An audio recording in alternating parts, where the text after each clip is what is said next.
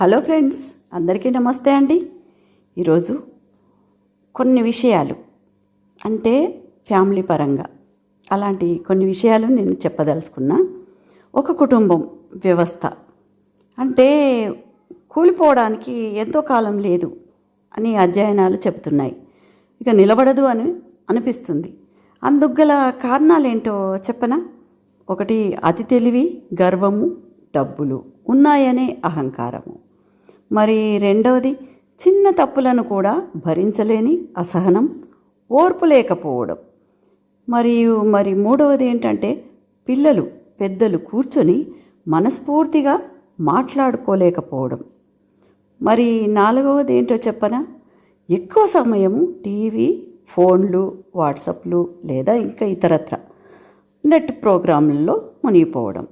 మరి ఎక్కడో ఉన్న సినిమా హీరో హీరోయిన్లు ఏం తిన్నారో ఏం చేస్తున్నారో చెప్పగలరు, కానీ ఇంట్లో ఏం జరుగుతుందో తెలియదు. ఐదవ పాయింట్ ఏంటంటే చిన్న విషయాలకు కూడా అలిగి సొంత వారితో కూడా దూరంగా ఉండటం. మరి ఆరవ పాయింట్, ఎవరో ఒకరి నోటి దురుస్తనం వల్ల, కోపం వల్ల కుటుంబం అంతా చెదిరిపోవడం. మరి ఏడవ విషయం ఏంటంటే ఆర్థిక విషయాలలో ఇంటి పెద్దల సలహా తీసుకోకపోవడం.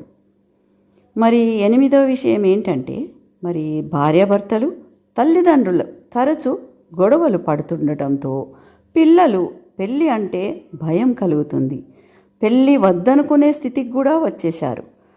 మరి తొమ్మిదవ విషయం ఏంటంటే మనిషికి మరో మనిషి అంటే గిట్టనితనం వచ్చేసింది.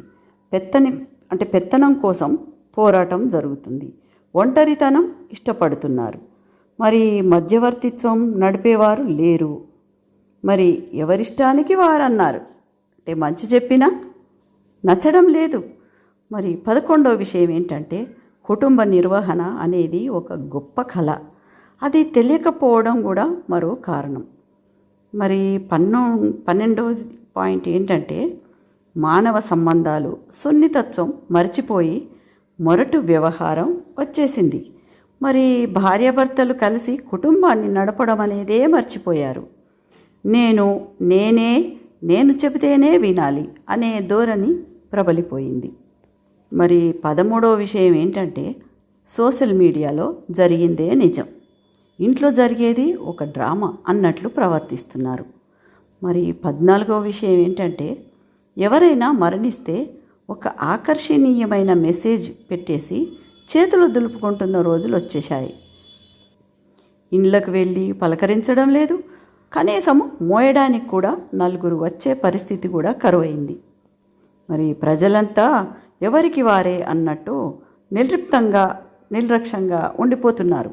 మరి పక్కనే గొడవలు అవుతున్నా చూస్తూ వెళుతున్నారు తప్ప ఆపే ప్రయత్నం కూడా చేయని పరిస్థితి వచ్చేసింది. మరి ఇదే పరిస్థితి కొనసాగితే అతి త్వరలోనే కుటుంబ వ్యవస్థే కాదు, అసలు మానవ సంబంధాలు కూడా తెగిపోతాయి అనడంలో అతిశయోక్తి కాదేమో అనిపిస్తుంది. అయినా అసలు కుటుంబ వ్యవస్థ ఇప్పుడు ఎక్కడ ఉంది?